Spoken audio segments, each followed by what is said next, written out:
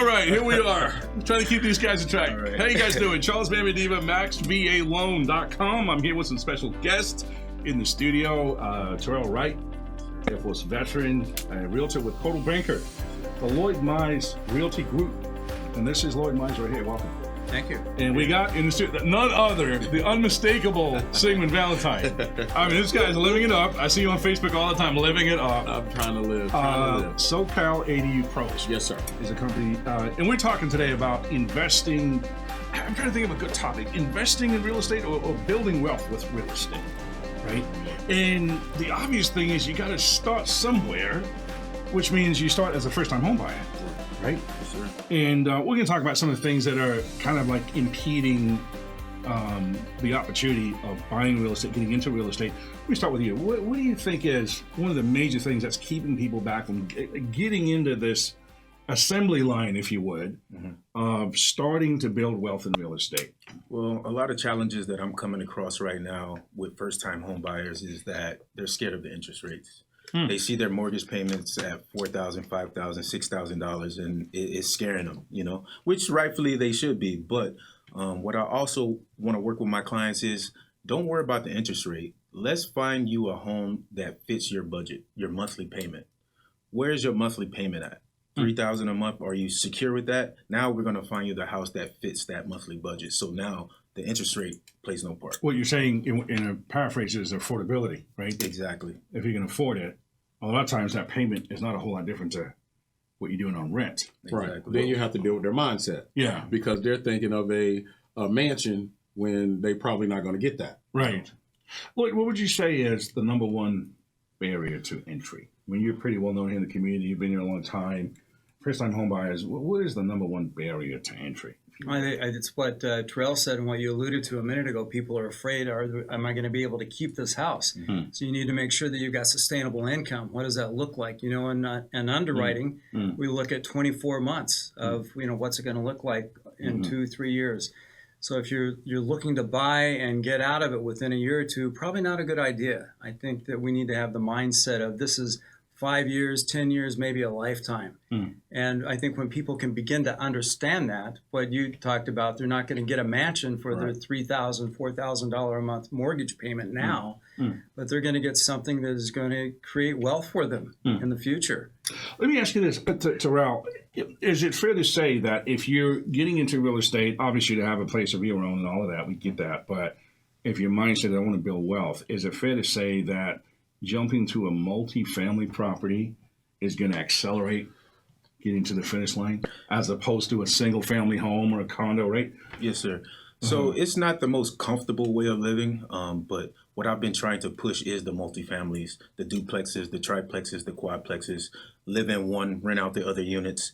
So just live, 2 years uncomfortably for your future wealth. Why is it even uncomfortable, though? What is so uncomfortable if you're living in a when people multifamily hear property? the word duplex, you know that you're sharing a wall with someone. You're thinking noise. Okay, am I going to have to deal with these tenants on a daily basis? Are they going to be clean? Like, what type of people are going to be living next to me? But I mean, what's the difference between living in a duplex, triplex, quadplex than living or renting an apartment? So you're saying that if you could qualify for one, it should get you to the finish line a lot quicker as far as building wealth and building equity and putting a lesser out-of-pocket payment every month, right? Yes, sir. The more doors, the better. With a quadplex, you got 4 doors. If you were going to buy a single-family home, I wouldn't put you in anything less than a 4 or 5 bedroom. So you could still house hack with a single-family home. You can rent out rooms in your house if you would like. Good to go. What do you got to say, Sigmund? We're talking about building wealth with real estate investing. What do you got to say to that? Well, that's why ADUs, garage conversions, what is an ADU? JADUs. What is an ADU? An ADU is a accessory dwelling unit, meaning that you have a home, a unit here, and every homeowner in California, if you have the space, has the ability to build up to 1,200 square feet behind their home and add up to 500 square feet to their home or convert a portion of their home into an ADU. Now, if you actually live there, that one property can have 3 units, the primary unit, a junior ADU, and an ADU. If you don't live there and it's an investment property, then you can only have one ADU up to 1,200 square feet behind your house, or junior ADU. It's only one. Yeah, and I've heard you can convert a garage even. Yes, sir. You can How convert does that a garage. work? Converting a garage is considered as a junior ADU as well, depending on how big it is. So that is one unit that you could convert into. That's a portion of your home that you could convert. I've heard a lot of people say they're afraid. I mean, the concept is great. The ones that get there build some good equity. What do you say to the person that says, I 100% feel them. If you go to my YouTube channel, SoCal ADU Pros, you'll see videos of me and clients that were referred to me that lost money. You'll see me on there with a client that they are Asian. They don't know nothing about building. The architect that they were dealing with took their money and just pretty much on a scale of 1 to 5, 1.5 communication with them. They didn't even have their plans. They didn't know anything after about 12 or 13 months. So when they were referred to me, I went and visited with them, got a full understanding. I wanted that guy's information, got the guy's information. I had my legal team reach out to him, try to, get something done because we wanted to just get the files so we didn't have to start over from their CAD files. He did the same thing. I was amazed that he started not communicating with us because when we called from a different number. Anyway, they had to end up paying for us to do the plan, so they paid twice. We had our legal team contact the board and reported him for what he did. Does this happen a lot? Contractors running off with money? It seems like it does. I say it happens more times than you could think, and that goes back to why people are afraid. So they're afraid for a couple of reasons. One thing that creates anxiety is that a person does not have all of their questions answered. So when I speak with a client, I want to know what their vision is. I want to know if they have the financial capability to do it. Once I get those taken care of, then we set up a site visit. Once I set up the site visit, we walk the property together. They continue to give me their vision, and then I give them my professional opinion of what we need to do at that time. And then we develop a definitive course of action. We do a draft of what they have in their mind or how they want it to look, et cetera, et cetera. And then I get all that information over to my designer, my architect, my engineer, and then myself and the client draw out a definitive course of action. Because once they have all their questions answered, once they have a definitive course of action, and then the movement starts and those definitive courses of action start actually happening, the anxiety disappears, the stress disappears because they now know. And then after they send me 50,000 text messages, because the majority of the time I want to be on a text message with you and your husband. I want to be on a text message with you and your wife. That way, any questions come up, we're all on the same page. You're getting your questions answered because I don't like stress. So if you're not stressed, you're not stressing me out. What's the end result of adding an ADU? What's in it for the homeowner typically? Okay, I'll give you a great one on that. I forgot what city this client is in, but their house is valued at $465 per square foot. That sounds pretty high. So we're building for them at $250 per square foot. They're building a 850 square foot ADU. So you do the math. If you're building it for $250, but it's valued at $400 and whatever it is, you could do the math of the difference of the amount of equity that you're adding to your property. So the end result you're looking for is equity. But in some cases, it will be rental income, right? Well, to be honest with you, right now I have probably about 14, 15 projects in design, some part of planning, and probably 30 days away from getting approved plans. Out of all of those and the ones that we're currently building right now in Los Angeles, San Diego, Riverside County, Orange County, LA, out of those places, I would say 2/3 of those are people who are hell bent on getting their mother out of the house that she lives in 45 minutes away. Just completed one with a client where she lives by herself with her kids. Her mother and father broke up years ago. Father comes back to live with her, bogarts his way back into the house. Then out of the blue, the mother comes and bogarts her way into the house. And they all hate each other. So she's going as fast as she can to get them out of her house. So she's doing a garage conversion and she's doing an ADU in behind her house for her mother. Wow. Let me ask you this, Terrell.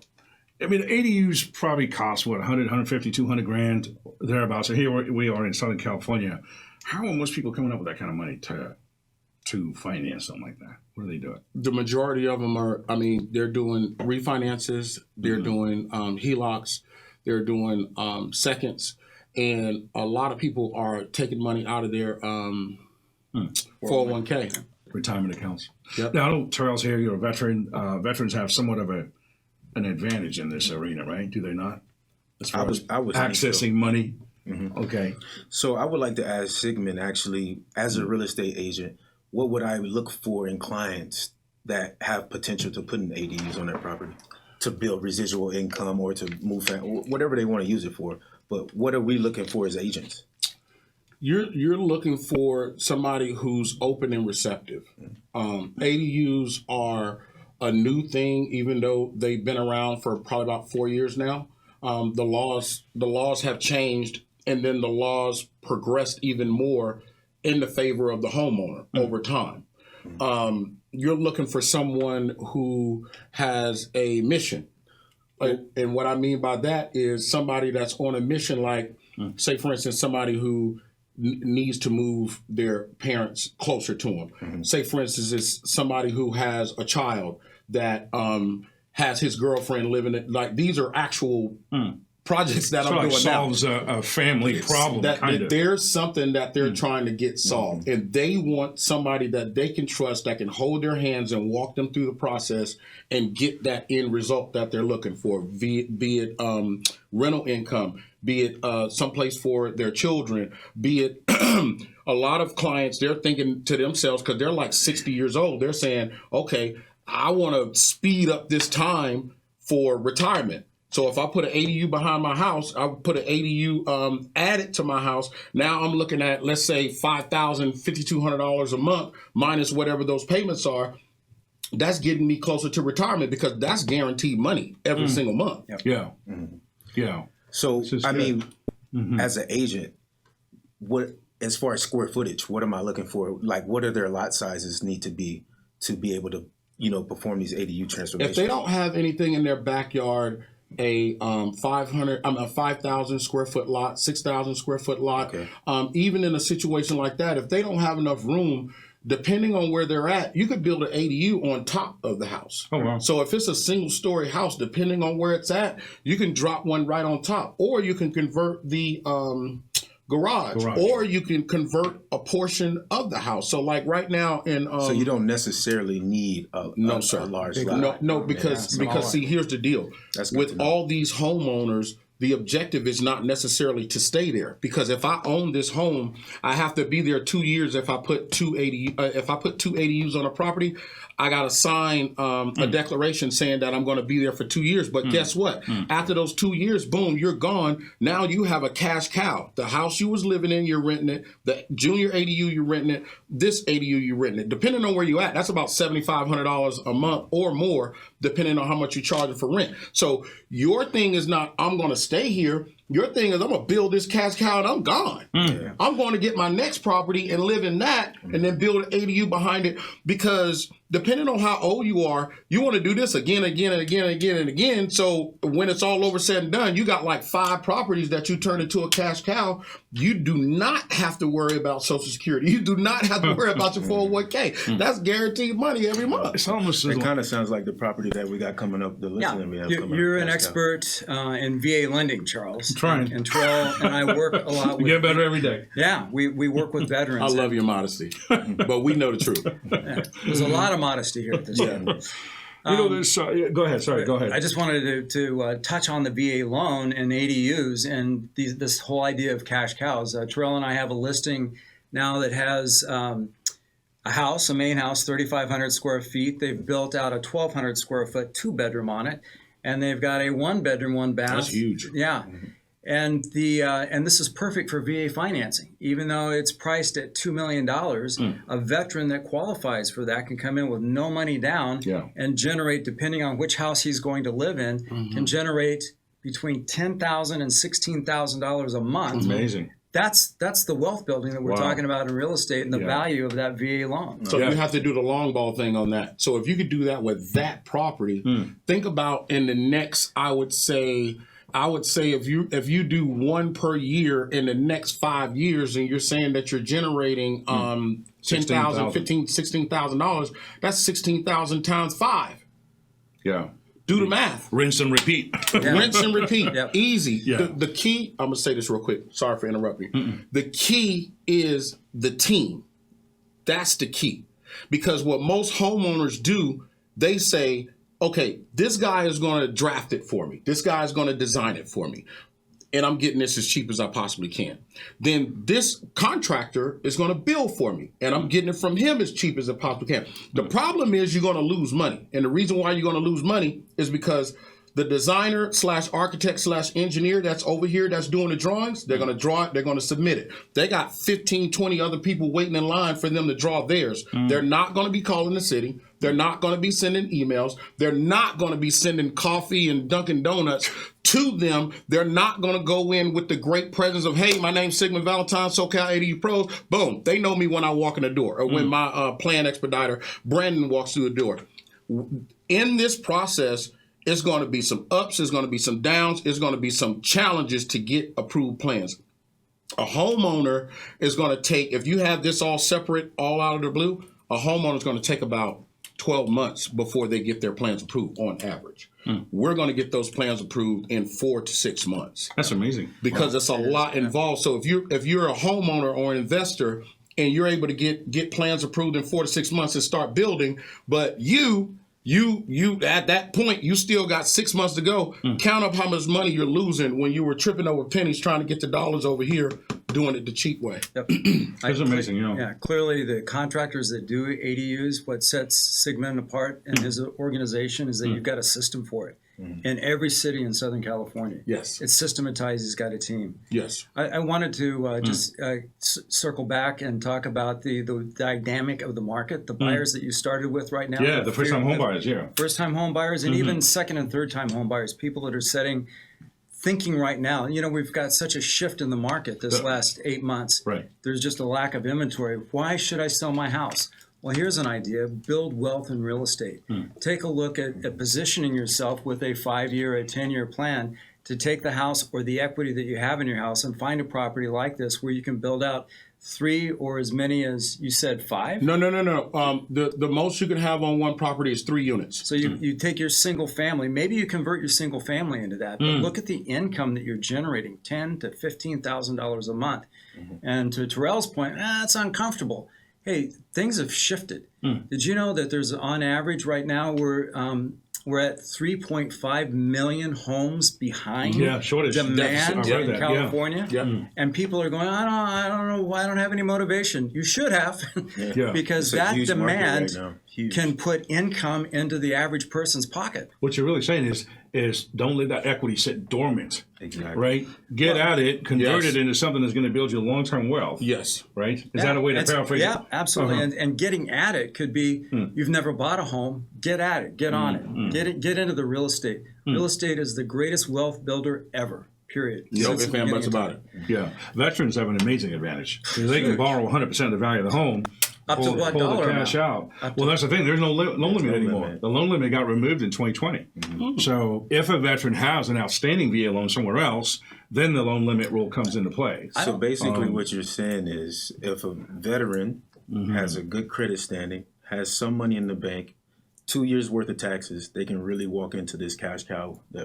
It's amazing. Going back to the multifamily. It's too easy. Yeah. If I was a veteran and did not own a home, I would absolutely buy a multifamily property. I wouldn't buy a condo, a single family home. I would just do it. Multifamily. Now, obviously, your family situation might, prevent that from happening. But if you could, the chances are, yeah. And what Sigmund brings into the equation is that every single family is a multifamily, or what Terrell has dubbed Very true. a house hack. Yes, Hack up the house. Right. Hacking Right. economics. Strategy to get to the. To get to it. It's funny, everything that you're saying here, I've always felt like for a lot of people, ADUs were kind of pie in the sky, out of reach, but you're sort of bringing it within reach. You're breaking it down, right? This is something that's within reach for the average person. It's just fear. Right. And the fear comes from not having my questions answered, not having a definitive course of action mapped out, not seeing third-party confirmation that so like I do a lot of social media marketing, Google and all that. This guy's everywhere. I know. So when the clients come in, whenever they click, they're getting a video of me talking to them directly. They're get that same video. There's 2 testimonies right behind that. Then the next video is another testimony.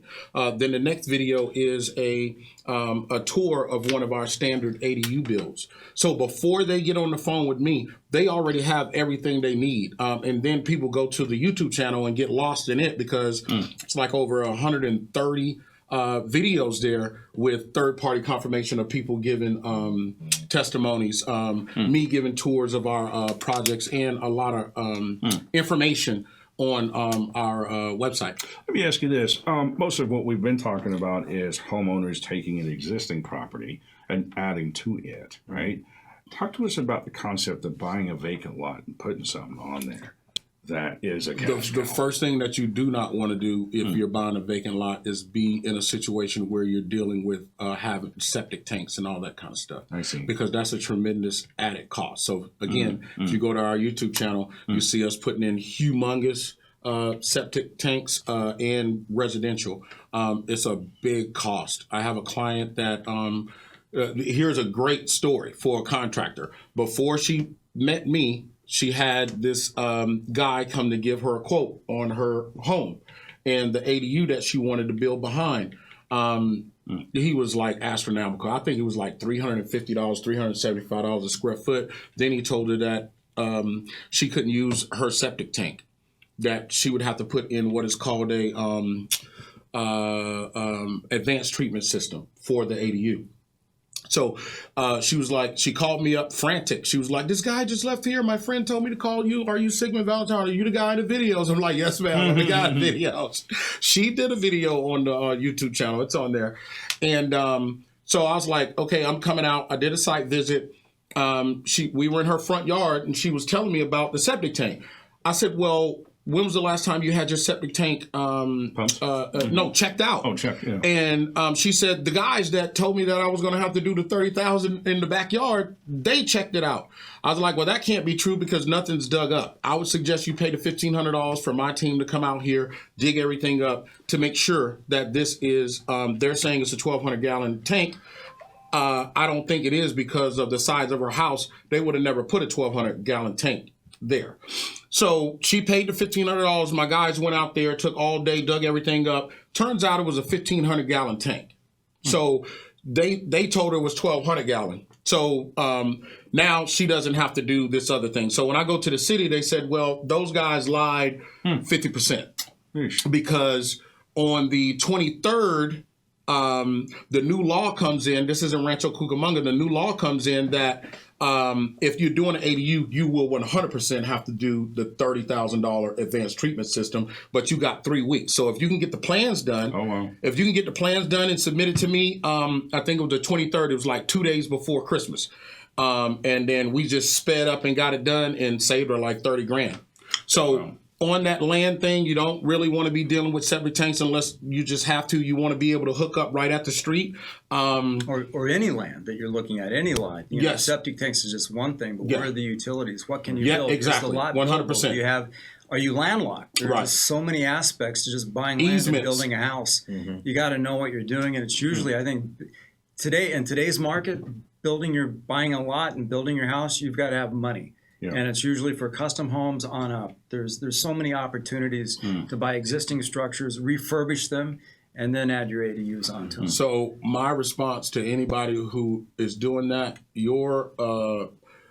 the objective is to least amount of money put in, most amount of money coming out. So if you can find a property that can accommodate that already has all the utilities there and all that kind of stuff, you don't have. See, that's development, what you're talking about. Yeah. If you're trying to do ADUs, because like whenever you spend the money on an ADU, the thing that you're thinking about is when I'm done and I start collecting these rents, how many rents do I have to collect before I'm in the black? So if you're going in, dropping utilities, dropping septic tanks, and doing development, aside from the loan itself, now you got a whole bunch of more money that you put out there. So you got to wait a long time to get your money back before it's just you're in the black. Makes sense. So let me ask you this: if Terrell and I have a client that we're working with, and we've located a property for them, will your team do the due diligence on that? Or We'll do everything. Yes, no doubt. All right, good to know. Yes, no ifs and buts about it. This is a great conversation. Great, very insightful. I learned something. So how do now people that are watching, how do they get a hold of you? How do they get a hold of you gentlemen to assist with buying or selling a home? How do they get a hold of you? Well, my cell is 951-850-0097. You can always reach me at my email, terrell.wright@cbrealty.com. Yeah, and my cell is 951-551-1677, and my website is Lloyd, 2 L's, mize.com. And here's the ADU man. Now Yes, you yes, come yes. in when they've identified a property, right? How do they get a hold of you? You can call me at 951-480-5512.